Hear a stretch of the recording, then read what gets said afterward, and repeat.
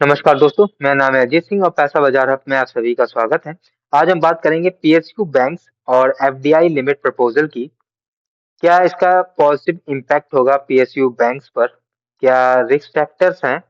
और हम बात करेंगे टॉप 5 पीएसयू बैंक्स के बारे में। फिर उनकी वैल्यूएशंस देखेंगे। फिर फाइनल व्यू की बात करेंगे। सबसे पहले हम बात करते हैं PSU banks FDI limit proposal की। तो करंट में ये रूल है कि पीएसयू बैंक्स को अलाउ है 20% की एफडीआई, लेकिन प्रपोजल चेंज हो सकता है।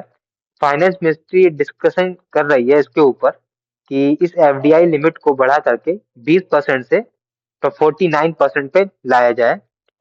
गवर्नमेंट कंट्रोल की बात करें, गवर्नमेंट को किसी प्राइवेट बैंक या फिर किसी कंपनी को कंट्रोल करने के लिए 51% होल्डिंग चाहिए। तो गवर्नमेंट 51% में पास रखेगी स्टेक। तो इसे हम प्राइवेटाइजेशन नहीं कहेंगे। ऑब्जेक्टिव क्या होगा इसका? रिड्यूस करना गवर्नमेंट रिकैपिटलाइजेशन को और यूज करना फॉरेन कैपिटल को ग्रोथ के लिए।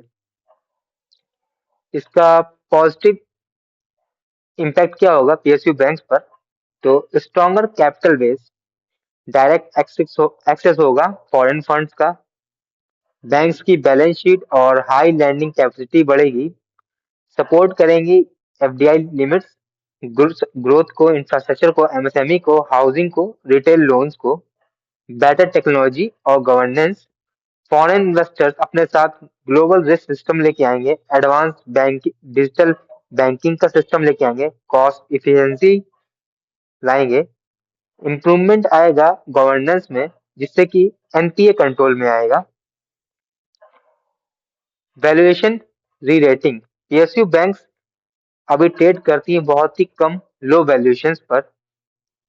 हायर फॉरेन पार्टिसिपेशन जब होगा तो री रेटिंग होगी बैंक्स की, बेटर इन्वेस्टर्स रिटर्न, इन्वेस्टर को अच्छा रिटर्न मिलेगा।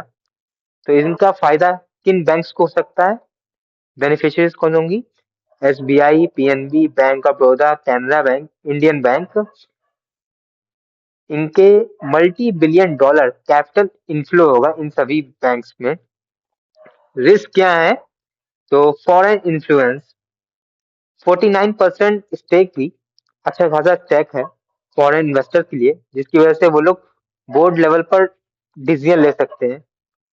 और जो प्रॉफिट वर्सेस सोशल बैंकिंग, जब ये एफडीआई लिमिट बढ़ जाएगी तो फॉरेन इन्वेस्टर्स जो हैं वो फोकस करेंगे, या फिर कहें कोई भी इन्वेस्टर फोकस करता है प्रॉफिट पर।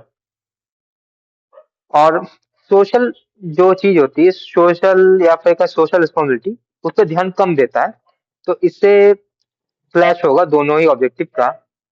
रूरल लैंडिंग, एग्रीकल्चर क्रेडिट और फाइनेंशियल इंक्लूजन, इन चीजों पर थोड़े थोड़े प्रॉब्लम्स आएंगी। Global market risk, global crisis के समय फॉरेन कैपिटल आउटफ्लो होगी, जिससे वॉलेटिलिटी बढ़ेगी पीएसयू बैंक्स में। ये भी एक रीजन है। अब हम बात करते हैं टॉप 5 पीएसयू बैंक्स की। आइडियल वैल्यूएशन बेंचमार्क समझ लें पीएसयू बैंक के लिए। सबसे पहले इंडस्ट्री का पीई हमने माना है 15 का। अगर इंडस्ट्री के पी से कम है तो अच्छा है, स्टॉक अंडर वैल्यूड है। आइडियल रिटर्न ऑन इक्विटी 15% से ऊपर होना चाहिए। Healthy return on capital employ 6% से ऊपर होनी चाहिए बैंक्स के लिए। डिविडेंड यील्ड 2% से ऊपर होगी तो अट्रैक्टिव लगेगा और शेयर होल्डर को भी लो इनकम का सपोर्ट मिलेगा। प्राइस वर्सेस बुक वैल्यू की बात करें, अगर स्टॉक बुक वैल्यू के पास है या फिर उससे नीचे है तो हम अंडर वैल्यूड मानेंगे। अगर बुक वैल्यू के ऊपर है तो प्रीमियम वैल्यूएशन पर मानेंगे। तो बैंक वाइज अब हम वैल्यूएशन को डिस्कस करेंगे। सबसे पहले है हमारी state bank of India SBI. तो इनका पी रेशियो है 12.1 का, जबकि इंडस्ट्री का पी है 15 का। तो ये अंडर वैल्यूड है या फिर कहें फेयर वैल्यूएशन पे है। रिटर्न ऑन कैपिटल एम्प्लॉयड होना चाहिए 15% से ऊपर, यहाँ पे है 17.2%, तो स्ट्रॉन्ग है। डिविडेंड यील्ड है 1.49%, तो moderate. Price versus book value की बात करें तो अपने बुक वैल्यू के ऊपर ट्रेड कर रहा है, तो क्वालिटी प्रीमियम है। तो वर्डिक्ट क्या निकल के आता है? फेयरली वैल्यूड है, स्टेबल है, लार्ज कैप पीएसयू बैंक है। हमारा अगला स्टॉक है bank of Baroda, BOB. P ratio इनका 7.68 है। इंडस्ट्री का पी 15 है, तो डीपली डिस्काउंट पर ट्रेड है इंडस्ट्री है। और रिटर्न ऑन इक्विटी 15.5% है, हेल्दी मानते हैं 15 से ऊपर तो अच्छा है। डिविडेंड यील्ड की बात करें 2.89% है, तो बहुत ज्यादा अट्रैक्टिव है। शेयर होल्डर्स को लो इनकम का सपोर्ट भी मिलेगा। प्राइस वर्सेस बुक वैल्यू की बात करें, अपने बुक वैल्यू से नीचे है। वर्डिक्ट क्या निकल के आता है, अंडर वैल्यूड स्टॉक है with low good income return. Share को अच्छे इनकम का रिटर्न भी मिलेगा होल्ड करने पर। अगली बैंक है Punjab national bank PNB. P ratio 7.94 है, जो कि सस्ता दिख रहा है इंडस्ट्री के पी से। रिटर्न ऑन इक्विटी 15.2% है, आईडियल होना चाहिए 15 से ऊपर तो अच्छा मानेंगे। डिविडेंड यील्ड है 2.36%, ये भी अच्छी है। प्राइस वर्सेस बुक वैल्यू की बात करें तो अपनी बुक वैल्यू के पास ट्रेड कर रहा है। वर्डिक्ट क्या निकल के आता है, वैल्यूएशन अट्रैक्टिव है, लेकिन पास एसेट क्वालिटी रिस्क अभी भी इसमें बना हुआ है। कैनरा बैंक की बात करें, पीई रेशियो इनका 6.62 है, इंडस्ट्री के पी से कम। रिटर्न ऑन इक्विटी की बात करें 17.8%, काफी अच्छा, 15% से ऊपर है। डिविडेंड यील्ड 2.72%, तो काफी ज्यादा स्ट्रॉन्ग।